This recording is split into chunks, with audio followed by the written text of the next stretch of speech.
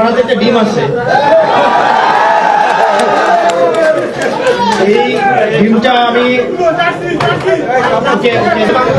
এই ডিমটা আমি ডেডিকেট করছি পৃথিবীর বিভিন্ন প্রান্তে পালিয়ে থাকা যেসব লীগ আছে, যারা নিজেরা থাকে দৌড়ের উপরে, পালিয়ে থাকে নিজেরা, কিন্তু অন্যদেরকে বলে পালানোর জায়গা পাবে না। দুনিয়ার সকল প্রান্তের পালিয়ে থাকা এইসব লীগদেরকে এই ডিমটা আমি ডেডিকেট করছি। আমরা তো এখন কাঁচা ডিম আছে, ওরা এটা কাঁচা থাকবে না সিদ্ধ থাকবে আসলে আমি জানি না। তখন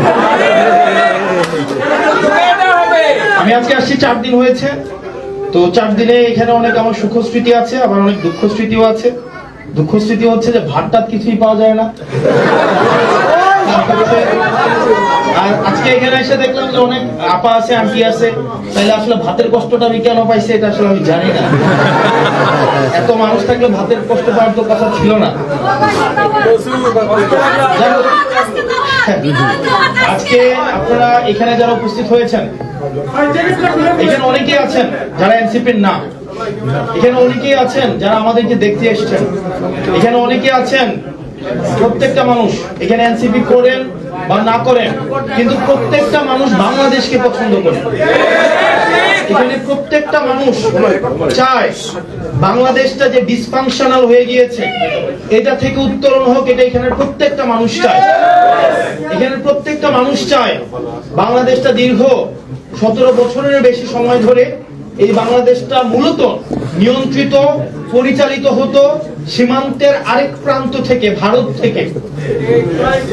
আসলে অনেকেই বলে যে আওয়ামী লীগ তো আসলে রাজনৈতিক দল, এটাকে আসলে গতকাল অক্সফোর্ড ইউনিভার্সিটিতে আমাকে জিজ্ঞেস করা হয়েছিল যে এটাকে আর রাজনীতি করতে দেওয়া হবে কি হবে না।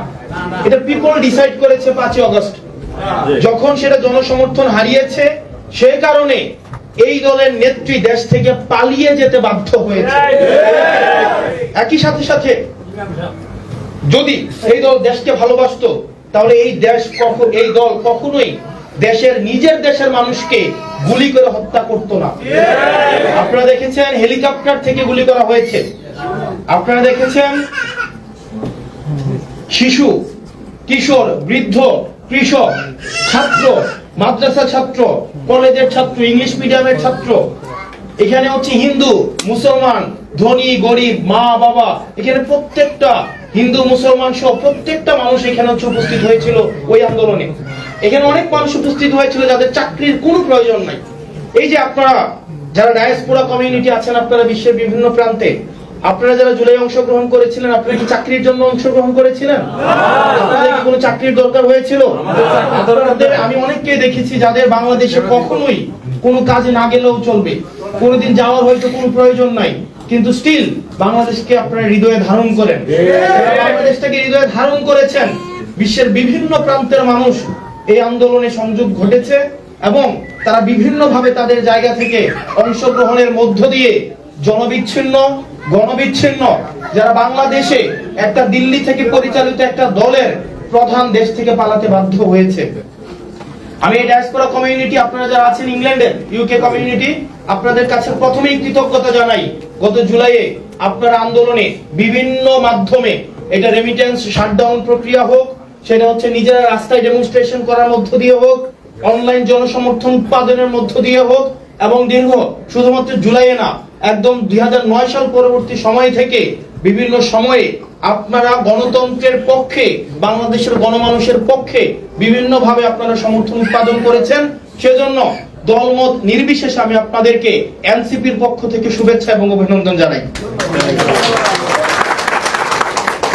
ইউকে বাংলাদেশে আপনারা যারা আছেন, ইউকেতে যারা থাকেন, আজকে যখন আমি লাস্ট 5 দিন 4 দিন এখানে বিভিন্ন জায়গায় গিয়েছি, এখানে কোনো মানুষ আমার কাছে এটা চায় নাই যে তার কোনো একটা পোস্টিং লাগবে, কোন একটা প্রমোশন লাগবে। কেউ আমাকে এসে বলে নাই যে একটা চাকরি লাগবে, বা আমি এখানে ইনভেস্ট করতে চাই, আমাকে একটা সরকারি একটা তদবির লাগবে, আমাকে কেউ কোথাও বলে নাই। একই সাথে সাথে আমরা যে রেস্টুরেন্টে খেতে গিয়েছি, জোর করে আমরা টাকা দিতে পারি না। এমন না যে উনি আগে থেকে প্রস্তুত ছিল, বিষয়টা এমন না। যে মানুষের যে আতিথেয়তা আমরা পেয়েছি, তো সেই জায়গা থেকে কিন্তু মানুষের কিছু আমাদের কাছে চাওয়া এবং প্রত্যাশা ছিল। প্রত্যেকটা মানুষ সবাই বলি যে ভাই আমরা এত কষ্ট করি এখানে, আমরা দেশ থেকে কিছু আনি না, আমরা এই যে এখানেও আমরা হচ্ছে পরিশ্রম করে যে 2-4 পয়সাটা আমরা দেশে পাঠাই, দেশের অর্থনীতির চাকাটা যেন সচল হয় সেটার জন্য সবসময় আমরা সচল থাকি। কিন্তু দুর্ভাগ্যজনক বিষয়, আমরা যখন এয়ারপোর্টে যাই সেই জায়গা থেকে হচ্ছে আমাদের দুর্গতি শুরু হয়।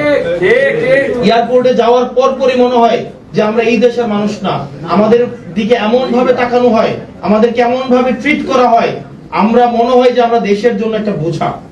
এটা আমাদের এক দীর্ঘ সময়ের একটা বাস্তবতা, আমাদের এটা রাষ্ট্রীয় দুর্বলতা এবং আমাদের কাঠামোগত একটা দুর্বলতা যে আমরা এখনো পর্যন্ত, আমি যখন হিথ্রো বিমানবন্দর দিয়ে আসলাম সেখানে আসলে আসার পরে সেখানে জাস্ট 2টা গেট ছিল। একটা গেট ছিল যে এখানে তারা ইউরোপিয়ান পাসপোর্ট শুধুমাত্র হোল্ড করে তারা একটা গেট দিয়ে যাবে, আর এটা হচ্ছে নন ইউরোপিয়ান পাসপোর্ট যারা হোল্ড করে তারা একটা গেট দিয়ে যাবে। অথচ আপনি বাংলাদেশে যান, আপনি গিয়ে দেখবেন ভিআইপি, সিআইপি, এইপি, সেইপি, সাধারণ, এটা সেটা। অথচ দেখেন এই ভিআইপি মানুষদের মধ্যে বেশিরভাগ মানুষই হচ্ছে দেশ থেকে বিদেশে টাকা পাচার করে। যারা টাকা পাচার করেছে, বিদেশে বেগম পাড়া বানাইছে এবং এই যে দীর্ঘ সময় লুট করে এখন বিদেশে টাকা পাচার করে, এই লুটের টাকা গতকাল হচ্ছে দুবাই একজনকে ধরেছে, এই তাদেরকে হচ্ছে আমাদের দেশে রাষ্ট্রীয় পৃষ্ঠপোষকতায় ভিআইপি মর্যাদা দিয়ে দেখা যায় তারাই হচ্ছে কখনোই সাধারণ মানুষের দুর্ভোগটা বোঝার চেষ্টা করে না। তো সেই জায়গা থেকে আপনারা যেটা বলেছেন আমিও দেখেছি, যেমন আসলে কি কাঠামোটা এমন, আমি 2026-এর ফেব্রুয়ারির আগে এক ধরনের রাষ্ট্রীয় এক ধরনের একটা পরিচয় ছিল, তারপর একটা পরিচয় বর্তমানে আমি হোল্ড করি। এই কাঠামোটা এমন একটা কাঠামো যেখানে আপনাকে আসলে স্যার হইতে বাধ্য করবে। আপনি গাড়ি থেকে নামার আগে 3 জন এসে গাড়ির দরজাটা খুলবে এবং আপনি যদি কোনো ক্রমে গাড়ির দরজাটা নিজে খোলেন, আপনার অধীনস্থ যারা তারা আপনাকে এমন একটা সেন্স দিবে যে আপনি বিশাল এক অপরাধ করে ফেলছেন, এবং 2টা বাক্য বললে অন্তত 12 বার স্যার বলবে যে স্যার স্যার জি sir sir sir sir sir, মানে that kind of sense you will be given যে আপনি 15 দিন না যাইতেই হচ্ছে আপনি এটা ফিল করবেন যে আপনি, মানে আমরা করি না যে আমরা সবাই ইকুয়াল, কিন্তু ওই সময় একটু পরে মনে হবে, কিছুদিন পরে মনে হবে আমরা মোর ইকুয়াল। কারণ রাষ্ট্র তো আমাকে কিছু সুযোগ সুবিধা দেয়, আমার অধীনস্থ কিছু মানুষ থাকে, আমাদের সিস্টেমটা আসলে আমাকে ভিআইপি হইতে বাধ্য করে। এয়ারপোর্টে আসার সাথে সাথে আমার লাগেজটা নামার সাথে সাথে 2 জন এসে লাগেজটা দেয় নিয়ে, স্যার স্যার আপনার তো 2 ঘন্টা আছে, এই রুমে বসেন, এখানে কফি, এটা সেটা।